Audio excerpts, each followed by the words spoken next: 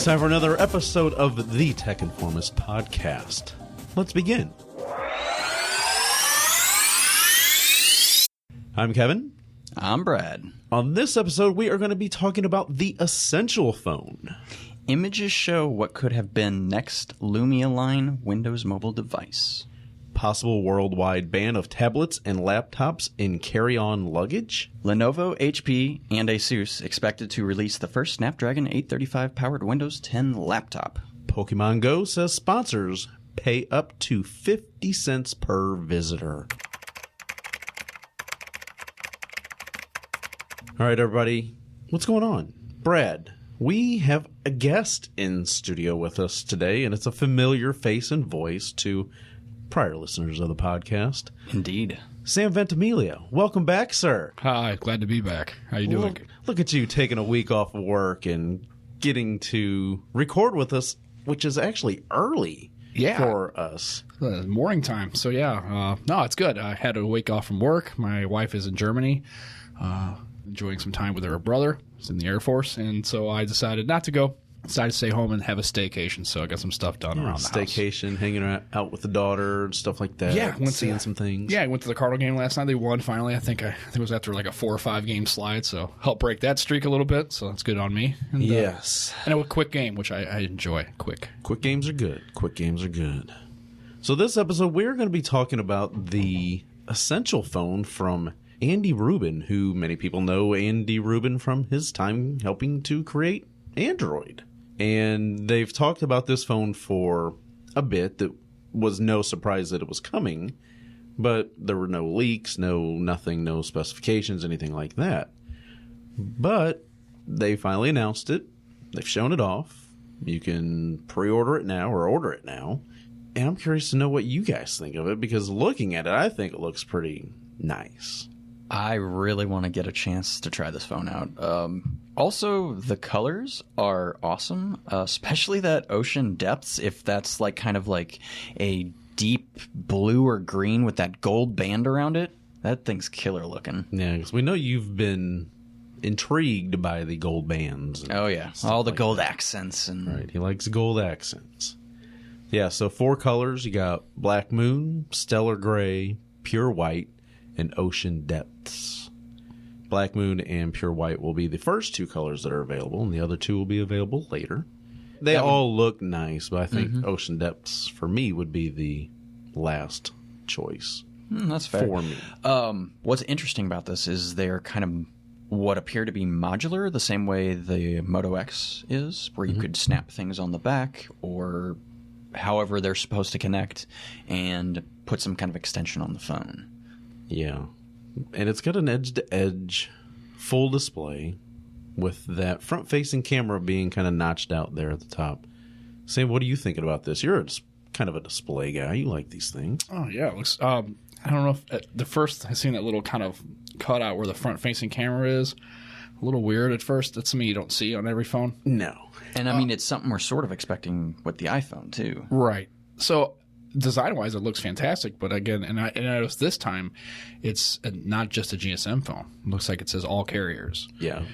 So I guess what it comes down to is it looks great, but it's really bringing not a whole lot that's different in that space for that price point. I mean, $649, you have the HTC U11, you've got the, you're not really doing much different. And like I've had prior discussions with friends and family, if carriers don't allow that to be in their stores as a marketable, or they get that on a carrier plan, it's just not going to sell. It's dead in the water. It's just not going to. Yeah. And that's where it comes down to.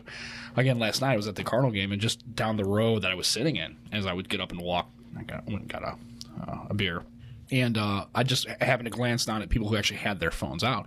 All it was Galaxies. Yep, Samsung or iPhone. Samsung's or iPhones. That's it. And then so basically it's great that now it's not just GSM. So now, unlike the OnePlus, where it's just one carrier band, you have all carriers. But if people cannot go into a store and see it in person and have the ability to buy it, because nobody's going to drop $650, and then also the people in the stores are pushing iPhones or Samsungs. I mean, it's just not going to get any traction. It'll just be another one of those phones that fill that flagship OnePlus personally, I mean, I like the LG better. I mean, as far as the G6, I mean, for what you can get. So I like the way he thinks. Yeah. So that's what it comes down to. Surprise, It's a great phone. I'm glad he's into that market, but really, it's a market that's already really kind of it has established players that really don't bring anything that's overwhelming to the table. The display is great. It's bezel-less, but companies are already coming to that. I mean, you already have the G6 and the S8. I mean, they still do the same. The thing that's a little strange when you look at the display of the device is you got that little notch at the top. That's, I guess, a little strange. But what's even stranger is they couldn't fully fill out that bottom piece with the rest of the screen. It's like this black band at the bottom. I would figure that they could have went edge to edge and really kind of made a difference. Yeah, the quote-unquote chin. Yeah, there is a chin on it. I'm not sure. Yeah, it'd be cool. I guess then it just comes down to display. But yeah, I noticed it too. That I'm not. There's got to be an engineering or a design reason why they have to have that. There's got to be some reason why they couldn't go all the way from top to bottom. Mm-hmm. Also, I noticed that the aspect it's Quad HD, but it's like it's 2560 by 1312. It's kind of a weird. Yeah, it's a weird number. It's a weird number. You know what I mean? So for gamers out there, 1440 is a normal. Right. And they're sitting just a little below that. Well, yeah, usually it's 2560 by 1440, so it's by 1312. I'm just curious why that. I don't know if that has something to do with the bezel. I just noticed it kind of all the numbers. I guess this shows you that how maybe that has to do with the notch for the camera. Maybe, like I said, it's just the fact that everything else seemed to be unremarkable to me. The fact that kind of just stuck out in that long spec list, which is, I don't know. I honestly, would I be entertained? I'd like to take a look at it. Yeah, definitely. And I like to get hands on. But again, that comes down to when you buy a S8, you know what you're getting. And when you can go and hold the phone in the store, like if you can go and grab a G6 and put it in your hand and feel the build, it's kind of hard for people to drop $650 on a phone. Yeah. Kind of sight unseen. Well, to me, for $700, I look at this and I go, well, I'd buy this over a Samsung right off the bat with no doubt. Especially this year's Samsung. I mean, it's a solid phone, but it just didn't do anything for me. And I don't like that curve on the screen. It just does nothing for me. And I look at it, obviously the biggest competitor for this would be the Pixel line, because it's going to be the same way that you get it. Like you said, you're not going to be walking into a store and getting it, but you can buy it and use it on any carrier. Whether you're going to get the full experience of your carrier, they talk about, voice over LTE and Wi-Fi other things like that. Yeah. That might not be functions and features that you're going to be able to access if you're on T-Mobile's or Sprint's or Verizon, for example. It's also worth noting it only has a 3,000 milliamp battery. I mean, 3040, yeah. Yeah, I mean, just right there. But what's in your G6? 3,300. Okay. So, I mean, it's a little over it. It's not a lot, but I guess, with the 835, that could be negligible. Right. With the 835 being the CPU that's powering it, it is running pretty much basic Android. I don't know. I mean, there's not going to be anything else that's installed that's going to be kind of running in the background like you'll find with Samsung LGs or any other devices like that. The other thing that's interesting is they're doing that same thing that, was it Oppo or Huawei did with the monochromatic cameras, like the two different cameras. One captures black and white and one captures like color, or however they do that. I don't see the appeal of those cameras. I would rather have my wide angle and a normal one. Mm-hmm. But then maybe that's just me. Yeah. Like I said, I don't. Again, to me, at that price point, it's really, really coming right up against the HTC U11. It's right in that same price point. And honestly, if it were up to me, I would look at it. But if I had all things being equal and I had the choice between the HTC U11 off contract I could buy, or this, I would go with HTC U11 just because of the brand familiarity and the fact that I like it. Yeah, it's a known quantity, right? And so, I don't know. We'll see. But it just. No wireless charging. Yeah. What about IP rating? No mention of an IP rating whatsoever. That worries me because any device coming out this year that's high-end in this price range has to have it. You expect that on a phone these days. Yeah, I don't know. I'd like to look at it first. I mean, I'd like to if I had a chance to have it for a week and kind of give it a run and see, would it be something I would go for? Yeah. But just the fact that I'd like to see another player in that space, but it's a crowded, tight market, and I just don't think it's going to really set itself out to be. Again, in the United States, it's going to come down to, is it available in a carrier store? And if it is available, will somebody direct anybody to it? As of right now, the only people buying this phone are going to be the hardcore elite Android people. Yeah, the enthusiasts that actually know the phone exists. Right, and that's another thing. You just won't. It doesn't have enough brand visibility. Nobody's ever heard of it. I mean, say the essential phone to 100 random people, maybe 2 people know what you're talking about. Exactly. Go walking through a mall or something like that and poll 500 people and say, "What do you think about the essential phone?" They'll be like, "What?" What do you mean? You might get 2-3 people that would be like, "Oh yeah, I think I like it," or I think it's a waste of time. Or even who knew who Andy Rubin is. I mean, some people don't even know who the guy is. Right. Mm-hmm. Andy Rubin, who? Okay. He created Android. Oh, okay. You mean Galaxy? Yeah, that's nice. Yeah, exactly. He created Galaxy? Created the Android. Oh, he works for Samsung? No. Not the same. Not the same. I would love to give it a try. Titanium body, ceramic back, Corning Gorilla Glass 5 cover glass. Sounds good. Oh, the ceramic and titanium's kind of cool. Yeah, I mean, they even show a picture further on down the page. Most high-end phones are aluminum for that little band. At least the band around the phone is aluminum, where they chose titanium, which is interesting. I don't know if they can get away with that because they're not making as many or how that works, but that's kind of an interesting build because titanium, as we know, is strong and light. Mm-hmm. Yeah, this is going to be interesting to see because you've seen different pictures of them dropping the phone, testing it, and they show it compared to a Samsung and an iPhone. And I believe the iPhone or the Samsung scratches one dents, and this one doesn't even show any signs that it was dropped. Well, you had that ceramic, the Mi, I don't know if it was the Mi Mix or something like that. That ceramic bezel-less phone. So, yeah, it's great, I guess. But again, like I said, it's just, and again, it's not class leading, it's not groundbreaking. It's just another device in that price point that's got a couple of extra things to it. Again, like I said, it's just not going to get traction unless carriers can have it available for regular consumers and people can actually be aware of it and steered towards it. All right. What do you think about modules and the possibility of that? Because I know if you buy now for like an extra $50, you can get the limited time offer where you can get the phone and a 360 camera for $750, which would normally be about $900. If you're into it for that much money, an extra $50, why not? I mean, yeah. I think it's one of those things too. It's what I always tell people is you don't really know you wanted to have it until you saw it.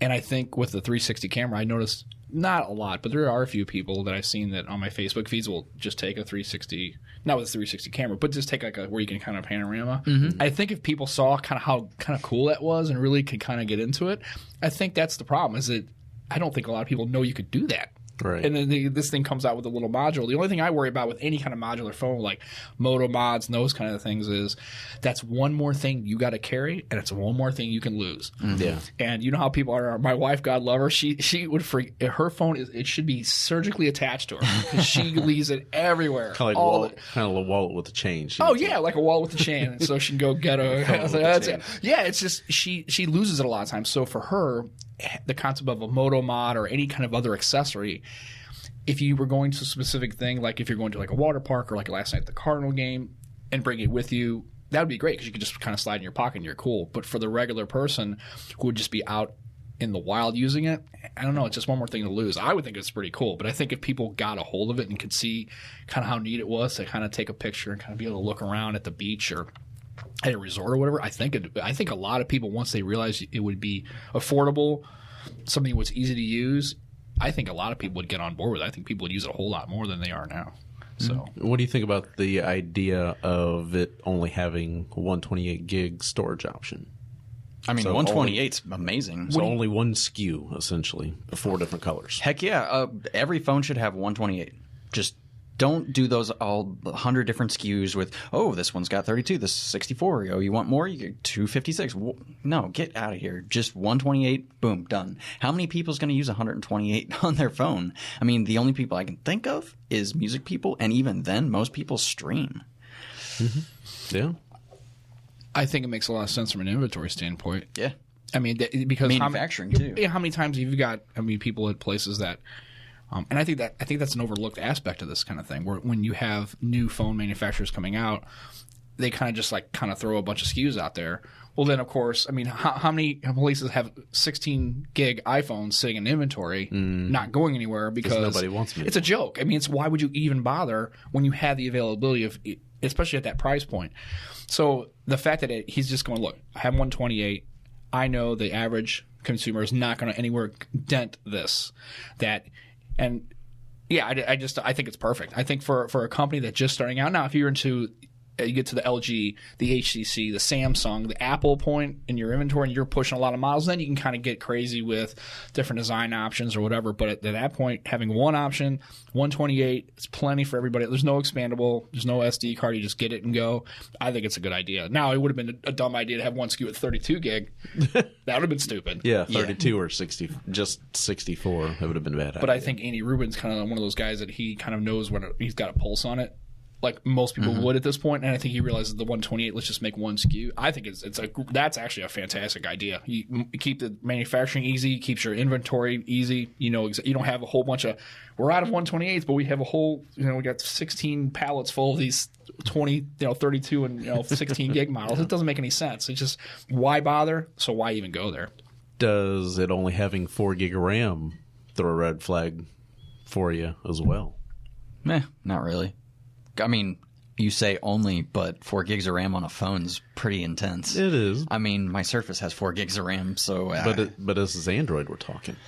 Yeah, but it's got the 835. I mean, I don't know. Unless you're playing some way insane game, I don't see any reason you would need all 4 gigs. No, you would hope. Yeah, I guess so. I mean, I guess my phone, it's only got the 4 gigs, so I'm doing just fine, and I've got the 821 in it, so... What about you? It's just you got to sell it with something, and it comes down to me, it comes down to user experience.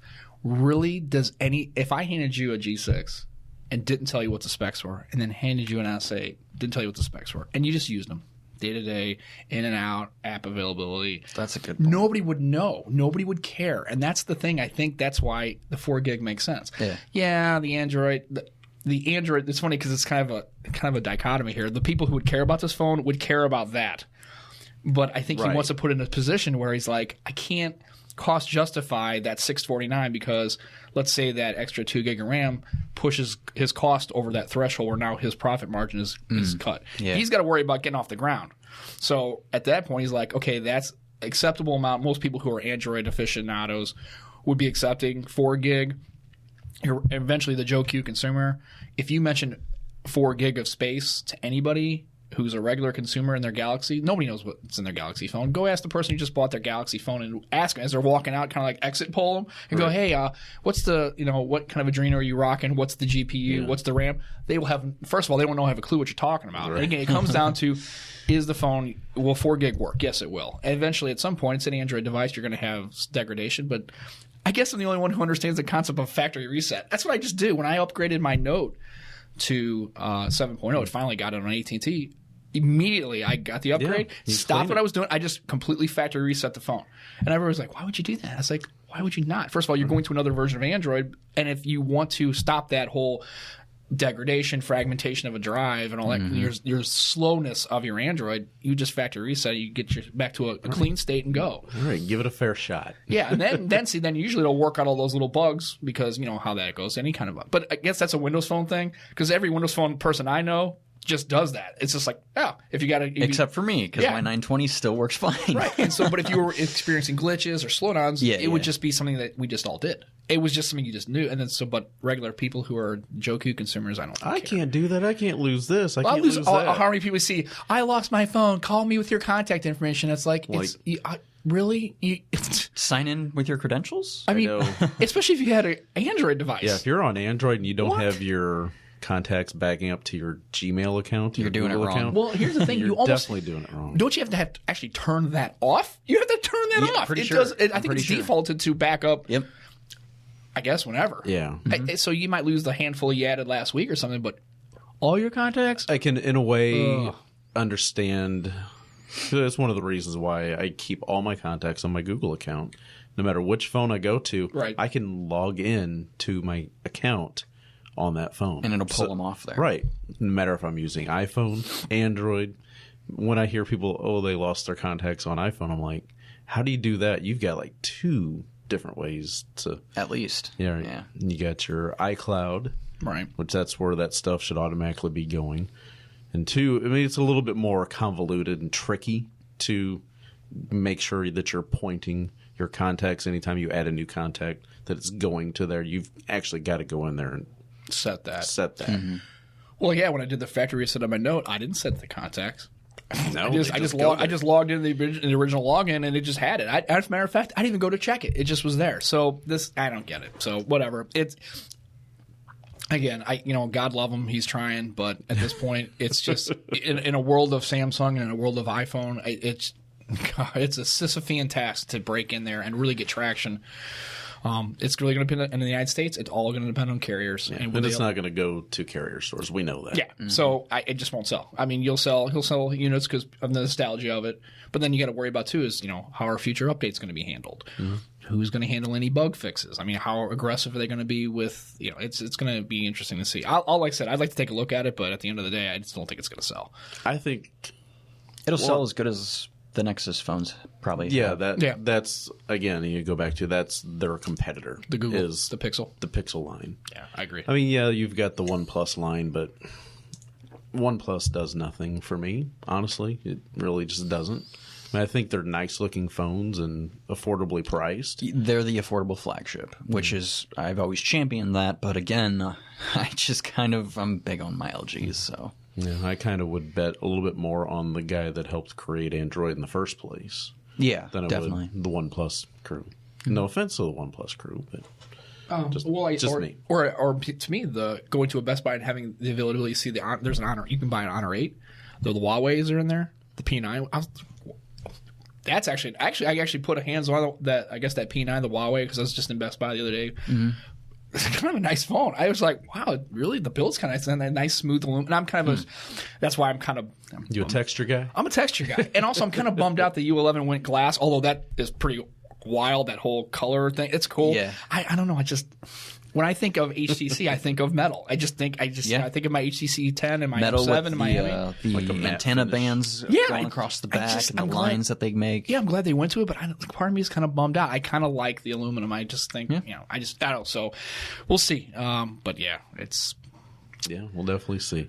Definitely best of luck for Essential. You can go to essential.com and take a look at it for yourself if you have not looked at it yet, and you can purchase it right then and there. So now we're going to move on to photos of Microsoft's canceled quote-unquote Lumia 960 flagship. Looking at Windows Central, this post, you look at this device and you think, wow. From the front, it looks the same as what you're used to with the 950 and the 950 XL. Then you turn it around and it looks very similar to the iPhone 6 kind of design on the back where you've got the 2 bands, one across the bottom, one across the top. Microsoft logo. The camera is in the center instead of being off to the side, which that's kind of the biggest difference. 3 LED flash. It's got the big, like you said, the big logo in the center. It's clean, but it doesn't do anything for me. And it's not because it's a Windows phone. It's because how they designed it. The next Windows phone, if that ever comes to fruition, it has to wow. It just has to. It can't be that mediocre device anymore, especially if they're thinking about redesigning Windows Phone, as we've heard. This kind of feels a couple generations behind, and I can see why they probably canceled it. Now, Sam, I know you're over there rocking the HP Elite X3. Yeah, so far, I guess we're on day 5. Day 5. It's okay. There's things we can talk about it later, but things I like and things I'm just like, I don't like. So, what do you think about this? these images? I know you said iPhone. Actually, what screamed to me was HTC M8 is what it looked like to me. Oh, yeah. It looked like an M8. Yeah. It's what it got. It's got that same kind of curve. Which is where the iPhone got those. Right. So the antenna from. bands, the camera like right in the center. That's where the duo camera was on the M8. Not actually in the body. It's one of those things where I'm glad I can see this, but it's like looking at the McLaren. Mm-hmm. It's great, but it's not. I mean, I understand why Microsoft Central or Windows Central is doing this. I like that side. Obviously, I'm a Windows Phone aficionado. I like it a lot. But would I have bought it? The only thing that would have been different was it might have been a little bit kind of homogenous, really kind of bland looking. But at least you would have taken away the argument to the 950 line of the plastic cheap, not really feeling like a flagship. Again, you don't spend a whole lot of money on this as far as build quality and cost, but you get that premium feel. If you can get that kind of look, I think it looks pretty cool. But again, I'm kind of always big in the polycarbonate, which is kind of why I like the X3. I've kind of when I think of Lumia, I think of polycarbonate. I don't think of metal and glass. Right, you think of something that's you would expect to be somewhat, quote unquote, indestructible. Right, and like I said, not like your 930. I know they had the little, and then the 925 had that little kind of the metal band, a little bit more of a kind of an iPhone-y kind of feel. But when I think of my Lumias, I think of the 920, where you could literally kick it down a flight of stairs and just go, that's fine. Or my 1520, which if you scratch the back, since it was the way it was colored, it wouldn't show a scratch. It just was. It was. I don't know. I like that. I don't know. It's nice to see. I know they got the Snapdragon 820, which is what's in the X3. It's a shame because I can understand why Microsoft wouldn't go with this device. I don't think it was necessarily the build. I just think it was, at this point, right when this device was coming out, it was ready to be set up because that's what you do. The retrenchment happened. They kind of dumped out of the consumer space, really went to enterprise only, and then Microsoft kind of shifted. So this thing kind of got lost in the shuffle. It's a shame. I would have liked to, obviously, like anything else with Windows Phone. I think at this point, it comes back to that argument where if you're thirsty enough, if you walk them to the desert, they'll drink the sand. I think at this point, if any Windows device came out that was available in the consumer space, I think any Windows Phone fan would probably go after it. Oh yeah, it was sold like hotcakes to enthusiasts. So anybody, but again, where it looks cool. I guess I want my colors. Maybe I'm the only guy that wants that. I want the bright orange. You want your Skittle colors. Yeah, I want Skittles. I want Skittles. I want to taste the rainbow and have that. But I mean, to me, that's what made the Lumia stand out. I mean, I don't know how many times those bright colors. When I had my green machine, my 1520. How many people stopped me? First of all, they didn't know what the phone was. They're like, what is that? And they're like, wow, is that a case? I go, no, it's the color. Like, wow, it comes in that color. And I notice now that manufacturers are like the Google Pixel, and they're starting to shift into the HTC's got that real wild, that yellowish, orangish red. That thing's wild. Always 2 years behind Windows Phone on that stuff. I mean, look at the 920 with his low lights and its just usability, its form factor. It just felt so good in the hand. And then you fast forward to the 950, and you've got the facial recognition, which was actually pretty good once you had a few updates on it. And then fast forward a couple more years, Samsung's doing that stuff. It always feels like Windows Phone gets a few things right, but no one cares or sees it. And then the big guy comes out with it, and it's like, oh my God, it has this thing. And how innovative his they are. iris recognition. Oh, my Lumia had that 2 years ago. Windows Hello. Any Surface phone laptop has Windows Hello. It's the same technology. So I don't know. It's a shame. I would have liked to. Obviously, if it was out, I would absolutely get it. Again, I still think it boiled down to the apps. That's the ecosystem. Yeah. And then just again, also on top of it too, the same trap that HTC. We like to forget that 4 years ago, HTC was the Android manufacturer. Yeah. That was it. It was like when I went to the store and I bought my the first Android device was it was a Galaxy S3. Hated that device. It was just garbage. But then after I realized that there was really not an LG phone. Obviously we have no OnePluses, no Huawei's, nothing in that space. HTC was the HTC player. M7 was like the big phone. And that thing, if they would have been able to kind of keep that rolling and really market the phone properly, they would have been Samsung right now. Yeah, they would be the de facto. And it's what it comes down to is what are the two players that advertise? It's Samsung, it's Apple. Matter of fact, Apple's got to the point where you don't need to advertise anymore. You just tell them, hey, we're coming out with a new iPhone. Yeah, they're like Tesla. It would do its own thing. I mean, it has enough groundswell it will do. And HTC, Microsoft too, we saw that Cortana commercial for the 950, and I had a bunch of people come up to me and say, hey, that's a cool app. How do I get that on my phone? I'm like, it's not an app. At that point, Cortana was just baked into the OS. It was not available on other. They thought it was an app because the commercial was so vague and so bland. You didn't know what it was. They really didn't even show the hardware. Same thing with the LG commercials. The only thing I remember about the LG commercials was Gary Oldman and Robert Downey Jr. I don't even remember what phone they were pushing. Right. Same thing with the Jason Statham for the LG commercials. It was a great spot if you want to watch Jason Statham do something. But again, look at Samsung and look at their hardware commercials. They show the phone. They show people using the phone. And it's just it just beats you about the head. I don't know how many times I watch TV shows and like every other commercial break would be some kind of Samsung device. They're still pushing it. Yeah. So I don't know. It's a shame. But well, guess Yeah, what it would never have been, what could have been, and what have, could have, should have, right? Yeah. Oh well. I mean, obviously, we never know. They could come back out with something. Yeah, I'm not sure what they're going to do with the device. We'll have to wait and see. Yep. We'll have to wait and see. Next up, Brad, I know you're getting ready to do some traveling, although you'll be here in the United States. And I'm not flying this time, unfortunately. Or fortunately, I guess it depends how you look at it. Because the U.S. may be... are they banning laptops or are they not? No, this is still kind of the discussion about this potential worldwide ban on laptops and tablets in airline hand baggage. I can tell you that's not going to work for any enterprise customer within the United States. They will stop flying. The airlines will essentially kill themselves if that happens. Right. I mean, it's kind of a challenge because if you're flying 3-4 hours... That'd be kind of a challenge. You're flying overseas and you don't have access to a mobile device to that's going to be watch an issue. Movies or listen to music or something. Get your work done. I mean, I'm just thinking enterprise alone. Imagine how many of those people fly every single day. It probably makes up for a lot of the air traffic we have. And if they can't bring their device, that's a big issue. And talking about the comfortability of being able to check your luggage. I would not want to put an iPad in check-in baggage. Never would do that. Ever. Nope. When I traveled and I had to bring my laptop, we weren't allowed to check it. It had to be with us, physically on our body. Right. Mm-hmm. Just for security reasons. So there's a lot of people who run into that too, where their work dictates that device is on them at all times. Now, I do know it used to be, depending how you had your Surface packed, maybe if you had the keyboard off of it, packed it a certain way, you could pass it for a tablet. Now that's not so much the case because either the flight officials know what they are now, or it's just anything bigger than a smartphone, they just have you take it out of the bag anyway. All right.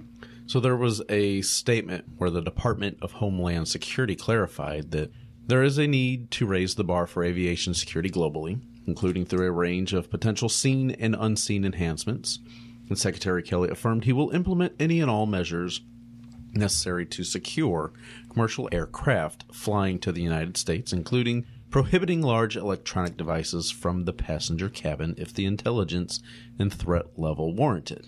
I guess they should define large, because to me, a Surface is not large. A iPad is not large, but I don't know what that means. What does large mean? And that could be an issue. So they've decided not to go ahead with the ban, but there's still some things that they're discussing about that. And this is from flight cabins that would be coming into the country of the United States. It's not right now based on the language that's being discussed. Would it be outgoing flights? And imagine if they did, let's say, ban all Ultrabooks and all laptops. Imagine the tablet market, how much that would just vastly change. You would have Apple making basically MacBooks that are iPads. You would have probably different SKUs for Surfaces at that point because they would need them. It could vastly change the tech industry if that ban were to go through, and people would buy different devices just so they could bring their own device. Yeah. So it would be really interesting to see how this unfolds, if anything even happens. Right. Who knows? With everything going on with airlines, this has not really been a good year for airlines. Although I guess Southwest has been pretty much scandal-free. Southwest the best. Frontier Airlines hasn't had any issues that I know of. It's just all Delta and United. Yeah, from my understanding. So. Yeah, who not getting on a plane could cause you that kind of If you're flying in the U.S. and you're not flying Southwest, you're doing it wrong. Yeah. So again, this is not something that is going to be enacted anytime soon based on the way it's being discussed, but it's something to keep in mind that as the world keeps getting more and more terror attacks and the things that the United States is doing to upset worldwide countries, who knows what we'll end up having to do to respond to the actions of the few. Mm-hmm. So HP, Lenovo, and Asus are aiming to release the first Snapdragon 835 Windows 10 PCs. And this is something we kind of talked a little bit about some time ago about ARM devices, putting in mobile processors to run laptop equipment. And I think that's kind of a neat thing because it would essentially improve battery life. I mean, those mobile processors for, let's say, the Surface line alone is going to be potentially huge if they can implement that to the next Surface line, whatever that is, Surface Pro, in quotations, 6th generation. Because with the 5th generation coming out, I mean, battery life is great, but imagine that with an 845 or whatever they call it. I don't know. The battery power alone is pretty intense. Yeah, pair that up with Windows 10S, where you're not running full-fledged applications necessarily. Yeah. You get some pretty kick-ass battery life. Although Windows 10S really, they're going to need those apps in order to make that work. Right. But So. I mean, you're not installing outside programs. Yeah. That's kind of what I mean by that. Yeah.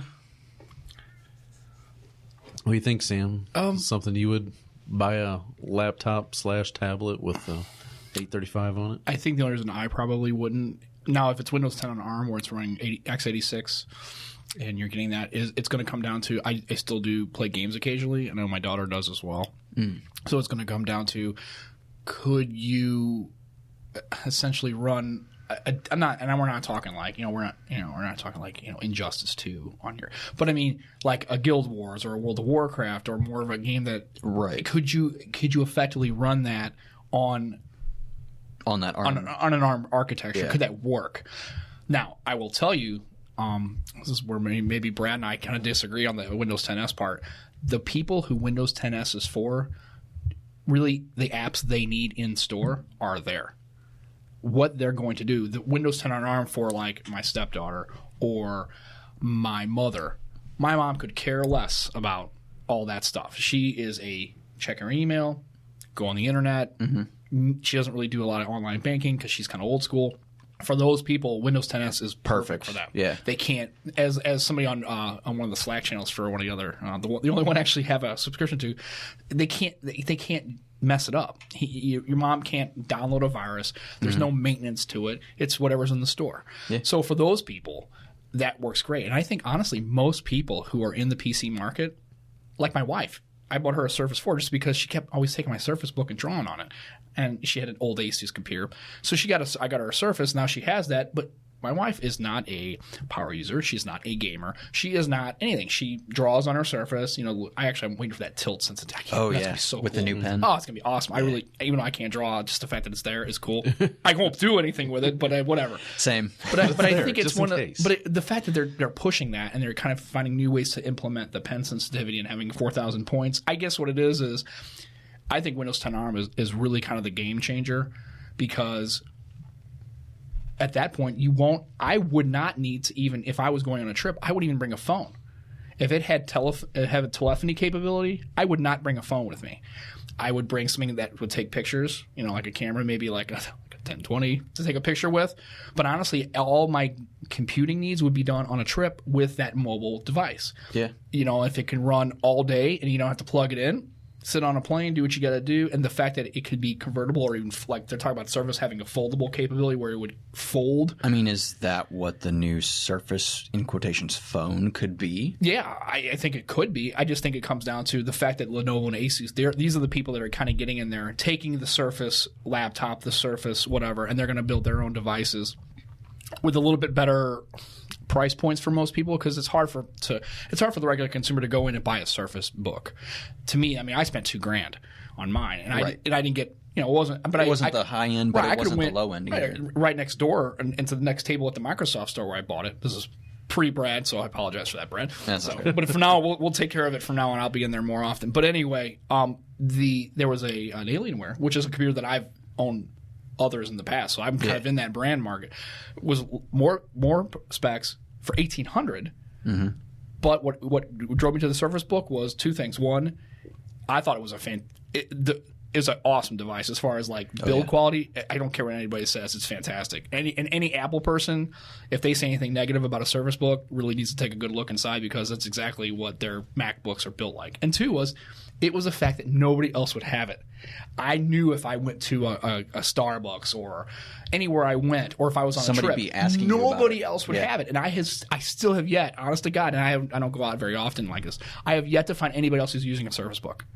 One, because it's probably expensive and most people wouldn't do it. But two, also is because if they're in that market, they're going to be MacBook folks, or they're going to have their other. They might step down to like, and I say step down in quotations, but like to a Lenovo or the HP Spectre X360, the Dell XPS 13, things like that, which are a little bit lower in the price point, but could still kind of handle some of that stuff unless you're talking about the GPU. And they're good. And that's the thing. Yeah. I mean, you're coming down to that maybe not $2,000, but now you're in that $1,250 neighborhood. And you're not sacrificing performance. You're not sacrificing build quality. I mean, HP, the Spectres, those are fantastic devices. I mean, I honestly, if I were looking at it, and if I wasn't so kind of dialed into Surface Book, I would absolutely take a look at a Lenovo or an Asus. But I think that's where computing is going to be. I think people are getting tired of the big bulky laptop that one you get. If you do take it off a charger, you better be near one in 4 hours because it's croaked. People don't want to do, especially enterprise customers. They want to be able to. How awesome would it be that you can get all your work done in one device? Mm-hmm. And if you need to make a phone call, put a pair of headphones in with a little dongle, and you have telephony because you got 1 gigabyte. I mean, these devices are at 1 gigabyte LTE speeds. Would you ever need anything? I mean, honestly, you could leave your house and take your Ultra, foldable, small, mini, whatever you want to call it, and don't need any device. You don't need a display. You don't need a keyboard. It's all baked in, and it's less to carry. It's less to lose. I think, honestly, that's where the future of computing is going to be, where you aren't tethered to a desktop or a traditional laptop. You have a Surface-style device. And Microsoft's probably gearing up towards something to that form factor, I would imagine. Oh, I'm sure. I mean, trust me. If anything, I mean, they don't always do the right thing because they're like any other company. But they've got something in the works. And I think this Windows 10 on ARM and Windows 10S, I think, is really pushing to where people want a lightweight computing experience and it's cost affordable for them. I think it's a good deal. I mean, and it's pushing this class. It's making other people take notice, because if you don't think Apple's taking notice of this, they are. And they're going after that Chromebook segment, which Microsoft was wanting to get into. I think it's pretty cool. I think it's going to be good. And it's the next 3 years in any mobile PC space for any company, Microsoft, Apple, is going to be awesome. And we benefit. And that's what we want. I want them to push everything they can, make it go crazy. Yeah. Mm-hmm. So I'm excited about it. Yeah, it's a good deal. I can't wait to see what they come out with. Pokemon Go has revealed that sponsors like McDonald's pay it up to 50 cents per visitor.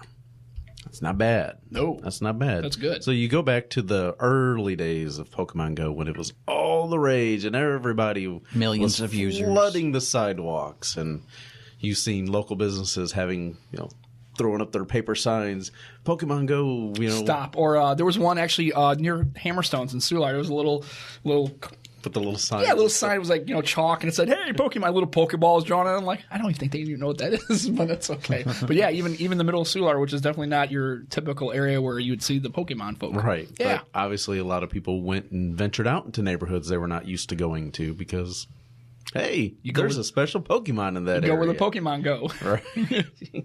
So Pokemon Go maker Niantic says it has driven 500 million visitors to sponsored locations, like McDonald's Japan, where gamers can score special virtual goods.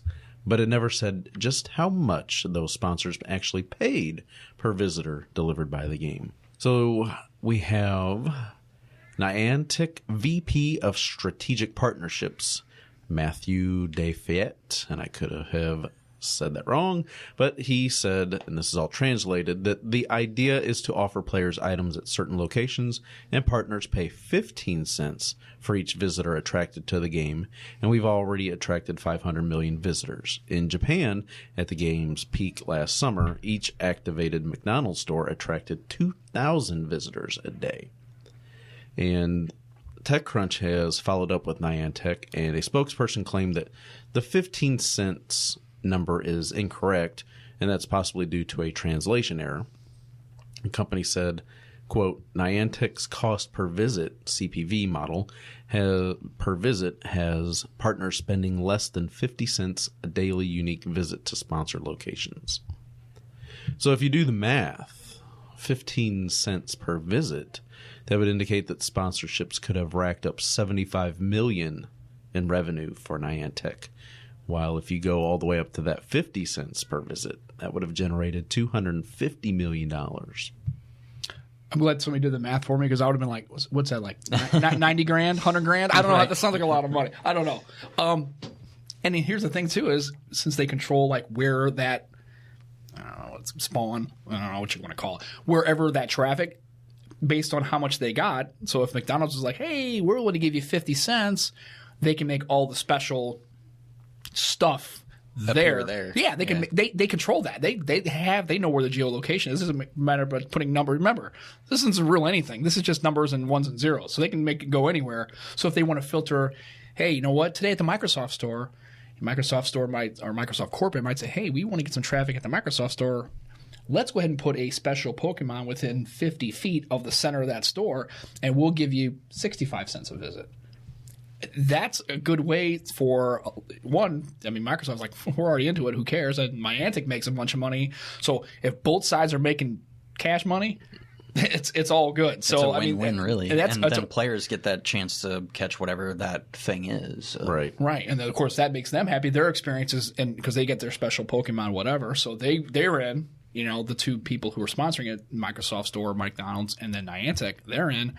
I mean, it just goes to show you that they could really push that. So I'm all for it. If you know, as long as the user experience doesn't suffer and they're not doing anything criminal, and actually people are willing to go do those things. Now, I would say, you got safety aspects are involved there, but I think for them just to say, hey, it's like kind of a pay for play. It's like, hey, if they want to come in and give us some extra sponsorship revenue, or maybe 65 cents a visit, because we have a special, hey, the Surface Pro is coming out. We want to get a bunch of people near the store to stand in line for it. Let's go ahead and make a Pokemon Day so Billy brings Billy's mom. Or some big Xbox style launch, because obviously you're targeting gamers. Right. Mm-hmm. Obviously people who are into that kind of, and then obviously Pokemon transcends, because you've got younger, 12 and 13, but you also got older. A lot of people I know that are older. I played it a little bit. I don't know what I'm doing. I'm not good at it, but whatever. But yeah, it's over a wide cross section of folks who already are into technology and gaming, so it makes sense. And who doesn't like McDonald's? I mean, heck, everybody. French fries. French fries are on point. I'm telling you, man, those are good. Yeah, if you watch The Founder, you kind of get an idea of just how they had to make sure it's all finely dialed in. Right. So this doesn't not surprise me. I'm surprised that it's only 50 cents in some aspects when you can really, take advantage of it. But obviously it's pretty expensive once you start factoring in kind of daily that at its peak, McDonald's probably would have been paying out roughly $900,000 per day at that 15 cents per visitor, or up to $3 million per day at 50. That's a lot of revenue going out the door. Not sure how it's coming back in. Mm-hmm. Well, just the foot traffic alone. I mean, just the fact that it gets you near McDonald's, because, who knows? But yeah, I guess it's like anything else. Sometimes you got to spend the money to get the money. Mm-hmm. So maybe they outlay $3 million a day, but they're making $3.5 million a day. Right. I don't know. And then you get repeat business, is what you're hoping. Right. You get them in there that one day for spending that out. And they'll come back later, especially if they had a good experience with the restaurant. So yeah, you got to spend it to make it. I guess at some point these companies have to kind of put some money in the pot to get a return. And obviously, if it wasn't working for McDonald's, if they were taking it too far, if their $3 million was really cutting into their profit margin, they wouldn't go for it. So the fact that it's still kind of trickling out. somebody's getting taken care of. So that's a good thing. So again, it works for everybody. They make it. McDonald's gets good, and fans get a good experience either way. They get some special stuff, so it keeps the players. I don't know what people still play that. I mean, I don't know. People still play it. It's just a lot of us popular. play it at the store still. So. Yeah, I just didn't know. I mean, as far as like millions, I don't know how many people like daily active users. Who knows? I'm sure they don't want to give those numbers out because they want to say, "Oh, our app's been downloaded this many times." Right. Yeah, it's all about total downloads, kind of what they push now. I haven't heard active users on the experience. Obviously, we can expect that it's not as fanatical as it was a year ago. That we at least can make big difference. Right.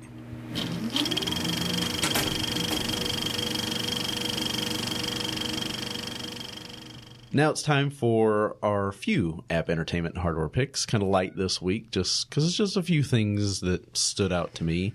First up, Netflix, House of Cards Season 5 came out, I believe, Memorial Day, wasn't it? Yeah, the 30th. So it was, it was May 30th. I thought was the first. Midnight at the 30th, I believe. Something like that. I think it was earlier this week. Yeah, a couple days ago. Ish. Yeah. So I think it did come out on Tuesday. Yeah. So I'm 4 in. I watched 2 the other night and 2 last night because I'm trying to not binge it all in one sit. I don't want to do that. I don't want to be that guy because I make fun of those people, and then here I am. It's everything. I mean, if you're into the show, you're going to be. Which definitely. I am, and I have not started watching this. Wife and I, we finished up Season 3 of Bloodline, which just came out last Friday. Okay. We finished that a couple nights ago. There was only 10 episodes for that season, so a little shorter. Yeah. They finished because they were finishing up. Yeah. It's done, and it is what it is. Yeah. Yeah, I mean, my wife's already probably 4 or 5 deep already in House of Cards. I have yet to watch any of it. I know I'm late to the party. I'll get there. Hopefully this weekend I'll get a chance to watch an episode or 2. Yeah. That's kind of what I'm looking for. Well, it was like with Breaking Bad. I didn't watch any of that until the season that it was totally done.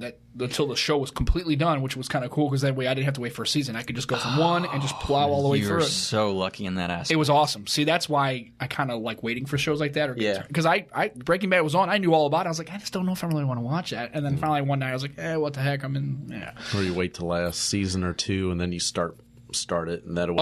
Once I got about the 5th show, and I was like, "Wow, this is incredible!" The writing in that show was just—it was fantastic. It was just entertaining all the way through. Vince Gilligan is definitely a good storyteller. Yeah, he's kind of got the Midas touch with a lot of his projects. So yeah, I'm 4 deep on the House of Cards, and actually to throw one in here as a segue, if anybody's into it, Sherlock Holmes. Yep. Is the next? I guess. See, I found out that, but my wife's in Germany, so I wasn't even going to dare watching those. I have a few opinions about the newest couple iterations of the show, but I don't know. It's out there. I just feel like the writing has kind of took a nosedive compared to what the older seasons have been. They've been really good, and then it kind of leads up to this point, and you're like, but I don't get it, or I don't understand. Like, why did you choose this route versus what could have been? I almost feel like he's so in tune to the fan service now that maybe he did a few things he shouldn't have and stuck to his guns, because that's really what got the people there to begin with. Yeah. I haven't watched any of it because I'm waiting for my wife to come back. Yeah, so I told her, I said, I told her, I was like, look, I promise I won't watch any of this until you come back in country. But yeah, it's so yeah, and then you got I guess games coming out in July. Then you have Orange is the New Black. So I'm starting to kind of, but I notice I need to start kind of going on there. And actually, I just go on Netflix and just look at see what they got, because there's shows I've heard of, and there's other ones like, that looks kind of cool. You know what I mean? Just find something to kind of fill that show hole. And if I get enough of them, they kind of all rotate around where you always have some content coming up. Right. So yeah, so far I'm only 4 deep in House of Cards, but if you're a fan of the show, I think you'll be pleasantly surprised. It's everything you would expect it to be. I don't really see any degradation in writing or anything. It's pretty cool. So all right, yeah, give it a shot, Brad. You'll like it, I promise. Yeah. And if you don't, well, that's okay. Well, I was going to say I know I'll like it. I've been distracted by it a few times this week when I'm trying to look something up or whatever. So. And as of today, the day that we record this, Wonder Woman is out in theaters. I don't know. Does it really intrigue you? Absolutely. I'm excited. Okay. Absolutely. I think it's all. I mean, just the trailers I saw, I was like, wow. From what I've seen on the trailers, it looks great. But hopefully they don't have all the slow motion that's in the trailers in the actual film. Right. And also, Because that just drives me up the wall. DC hasn't had the best track record lately. No, so they don't have a good reputation for I'm movies. hoping this is going to be that first movie kind of out of the pits and, you know, Get it kickstarted? yeah, I think getting so. better films going. I mean, you've got this coming out as we were talking about. Justice League, of course. You've got Justice League. You've got the Aquaman movie coming out soon. So I don't know. We'll see what happens, I guess. Yeah, my wife's really big into Wonder Woman. She's like kind of like, I don't say identifies with her, but I mean, when growing up as a kid, she really likes. So I know we'll be checking it out. We'll probably all go see it. It looks cool to me. And again, it's like the Guardians of the Galaxy. Look, it's not Shawshank Redemption, folks. It's a comic book. Just go there and enjoy the flashy bangs. And if you don't get into the story, It's a popcorn flick. Who cares? Yeah. Who cares? It's a popcorn You're flick. not For the bangs. this isn't Grapes of Wrath. Look, I mean, seriously, come on, Right. folks. It's it's a comic book. Yeah. It's stuff that you wouldn't even. I mean, I've never read a comic book in my life, and I like all the Marvel movies and Captain America. I never bought a comic. It's not going to win for best screenplay. No, it's not. It's not on Golden Pond. It's not going to make you feel good. Wow, It's not going to way hit you. back there. I know, really. Like I remember Cocoon. that. That's like a good book. 1984 then. Yeah, I mean, it's not. And I think that's what happens. I think the hype becomes so overwhelming that people, it has to blow your socks off, and it doesn't have to. It's 90 minutes or 2-hour runtime of just going there. Like Guardians of the Galaxy had I like the first one. I had no misconceptions, but I went there and I was like, man, let's see what happens. And it was great. I just sat back and let it kind of hit you, and I was like, I didn't get into the story, don't really care. But you were you were entertained. I was entertained. It's a comic book movie. It's about stupid stuff, and this guy, the dude, the Mary Poppins, y'all. I think that was the funniest line in the movie. I'm Mary Poppins, y'all. I thought it was hilarious. But just the guy can whistle, and this thing just goes. It's ridiculous. It's just killing 500 people. It's like it's stupid beyond but that's what it's supposed to be. It's supposed to be fun. Over the top. Yeah, it's supposed to be stupidity. over the top stupid. Escapism. Yeah, it's supposed to just give you 2 hours to enjoy it and kind of get a giggle and kind of laugh. And it's like Despicable Me. You go see those because it just makes you laugh. And you don't have to get into it that For much. not liking the first movie that much, I still really like the raccoon character, Rocket. Rocket, yeah, he's cool. Yeah. I kind of really start to I can't remember his name. The guy with the Bradley Cooper. no, the guy with the whistle, the blue guy. Yeah, I can't remember. I can't remember his name. But that guy in that movie, I didn't like him the first one all because he's like the bad guy. Yeah, this he one, just I actually like that guy. I was like, man, that's kind of cool. And then of course they kill him. I'm like, figures they'd kill the guy. He's also in Walking Dead, right? yeah. Yeah. He Good plays actor. Merle. Yeah, fantastic. I mean, that guy was cool. His character was just neat, and you kind of got a feeling that he was actually a decent guy. Just kind of caught up in his thing. So, it was just enjoy it. Just enjoy it. It's okay. It's time for this week's beer pick of the week, and this is another one that's going to be hopefully picked up again by Brad this week. Yeah, it's kind of fitting being as I'm heading back, but this is the I4 IPA from Orlando Brewing, of course, since I'm heading there tomorrow as we record. So this is funny. It's a West Coast IPA, even though it's made in the East Coast. It's got the Cascade hops, which is that zesty citrusy, but I always felt it had a little bit of that American resiny flavor to it when it comes to hops. If you're a hophead, you're going to love it. It's not necessarily, I don't know why it has no IBUs because it should have IBUs on here. So somebody failed there. It's 5.8 ABV, so it's kind of middle of the road when I guess you are referring to an IPA. That sounds like a light IPA to me. Right, exactly. So I don't know. I guess it depends. Potato, potato. What do you think of it? But I liked it quite a bit. It was probably one of my more favorite beers I had when I was down there because, believe it or not, Florida doesn't really have a bunch of great beers compared to here. I mean, it really is night and day. Spoiled. Florida's really not. Yeah, I wouldn't think it was. It's like a beer place. You would think of like us and those kind. Yeah, when I think of Florida, I think of orange juice. That's really. Yeah, I don't really think of any kind of like alcohol or beer. It doesn't really kind of. Screwdriver. There you go. Hey, you know what? Man, like me some vodka. It's okay. So, I actually the other week had I guess the Sam Adams Summer. Mm-hmm. It was pretty good. Yeah, I mean, it's the only thing I'm worried about Sam Adams. They all kind of taste the same. Yeah, they all kind of start to. I was like, I don't have the differentiation. They're becoming macro in a little little sense. And I had a Schlafly. They had a summer. I can't remember what it was, but I can't get into the stouts. And it's like everywhere I went, it's all this oatmeal stout, and I'm like, oh god, I just can't get into it. And so I'm not a hoppy beer guy. I'm not into it. So if hops are not for everyone. Yeah, that's it's for sure. not my thing exactly. It's an acquired taste. I'll give it a shot. I like the fact that it's Orlando Brewing. It is actually it's Florida. It's not And just Orlando also Brewing. the just fact that it's a West Coast style IPA on the East Coast, I think that's a little funny myself. But so, yeah, that's a good choice. I'll give it a so I'll probably find that again. Maybe bring a few brews back for us to have one day. That's right. That sounds good. Because I'll be driving, so I can bring things back this time. Right. So I might hoard some. I could tell you, like I said, if I wasn't flying, it was when I went to Boston to Harpoon. I would have brought some stuff back because I thought it was pretty good. But I couldn't bring it back to the flight. Which is funny that talking about doing this and just saw Smoking the Bandit last week. Oh, Like that's kind of what the movie. I will, however, not be is. driving a Trans Am, unfortunately. Or a semi-truck. Yeah. So. but you would drive a Trans Am. Oh, I would totally drive a Trans Am down that way. I love Tesla. I love electric cars, but come on, Trans Am, dude. You're yeah. right. So Fantastic car. So like I said, I'll kind of give this another round. I'm actually trying to.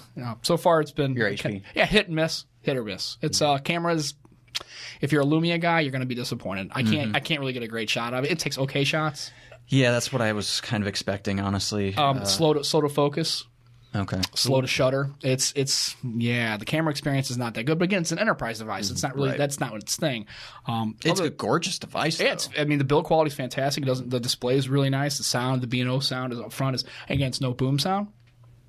So we'll give you another week with it, and we'll talk about it a little bit more next week. Yeah, Just Good. I'll have something to listen to on the way home. Yeah. Well, I'll give you the pluses and the minuses, and I'll kind of have a little bit more of a structured review of actually getting through its paces. So far, again, it's hit or miss. It's good in some aspects, some other things that if you're kind of a Lumia person, you might kind of be disappointed about or not as excited about. Yeah. Yeah. So we'll go a little bit more in depth on that next week, which will be episode 180. Yay. So thanks everyone for listening. Brad, safe travels as always. Indeed. Be a fun Godspeed, trip, my friend. Yep. Family trip. Yeah, a little bit more of a family trip this time, which, we're taking separate vehicles, so that's probably for the better. Yes. You never know. It's good. You have the out. Yep. And you will have plenty of time for console wars. Oh, it'll be done. It will be done. Good. 'Cause Yeah. Really would like to. I'll get be back listening to talking. that pretty much straight all the way as far as I can until I start nodding off, and then I was going to say it's like about 18 hours? it's 14 straight there. Oof. It's about I could do it in 16 It's ish. But we're not the type to stop too much. It's just how myself and my wife are. We hate to stop. We just like to keep going. The only reason we stop is if somebody has to use the bathroom or if we need gas. And so, which, if based on my last trip to New Orleans, that I got there in like 8 hours. Cool. I could probably get there in about 11.